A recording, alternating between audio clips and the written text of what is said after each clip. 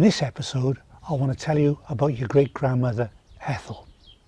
Your great-grandmother was Ethel Flavin, and she was born Ethel May Flavin on the 23rd of August 1911 at 7 Hill Street, Grangetown in the great city of Cardiff. Ethel married Tom and they had 5 children: Valerie, George, Maureen, Shirley and Peter, who was your grandfather. Ethel's life was built around the family and bringing up her 5 children during and after the Second World War.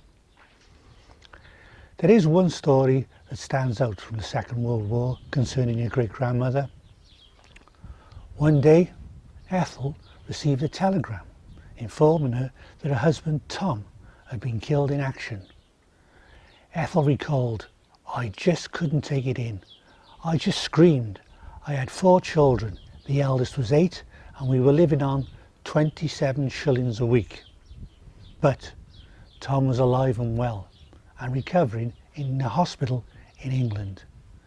Thankfully, he managed to get in contact with the local Grangetown police station, who relayed the good news to Ethel." Christmas was always a special time in your great-grandmother's life.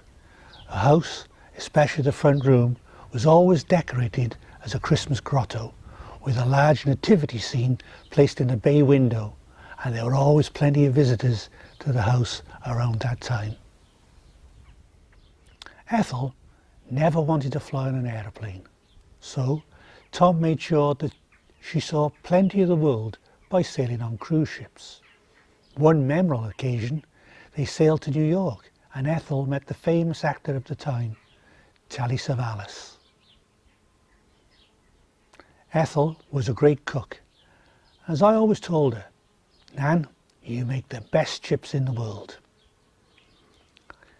As I mentioned before, Tom and Ethel ran the Ship and Pilot pub down in Cardiff Docks in the 1960s.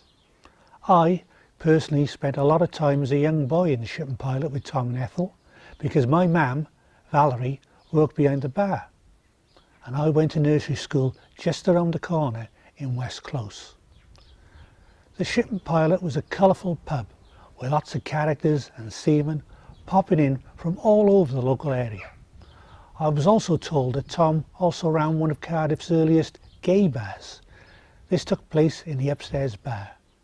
The regulars called it a queers night, which in the 1960s sounded normal, but during these politically correct times of today they would be called gay bar nights.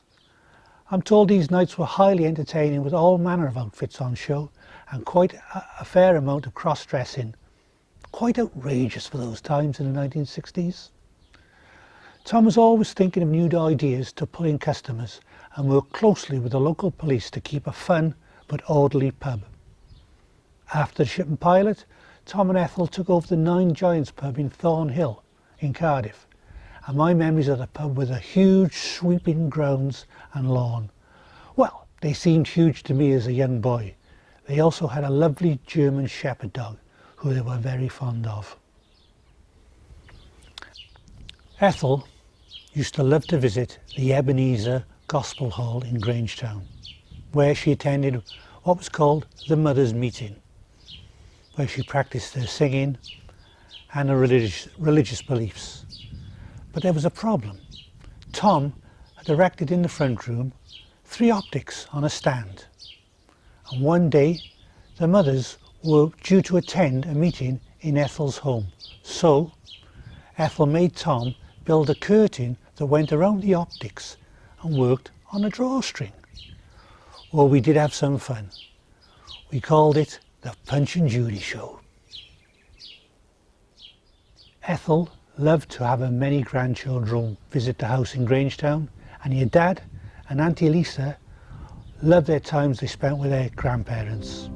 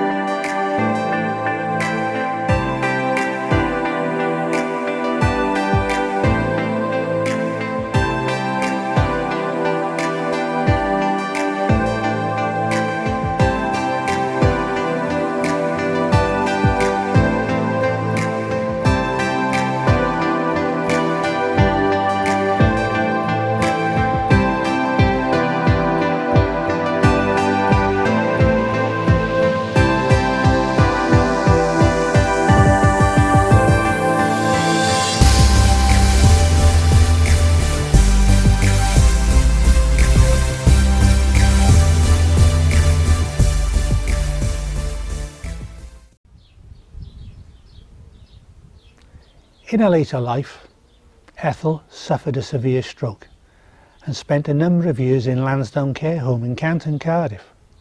But she had plenty of visitors, especially her husband Tom, who visited her nearly every day. Ethel sadly passed away on the 16th of January 1996 in Lansdowne Hospital. Her funeral took place at Ebenezer Gospel Hall in Grangetown, and she is buried in Thornhill Cemetery in Cardiff, which is only a stone's throw away from her old pub, the Nine Giants.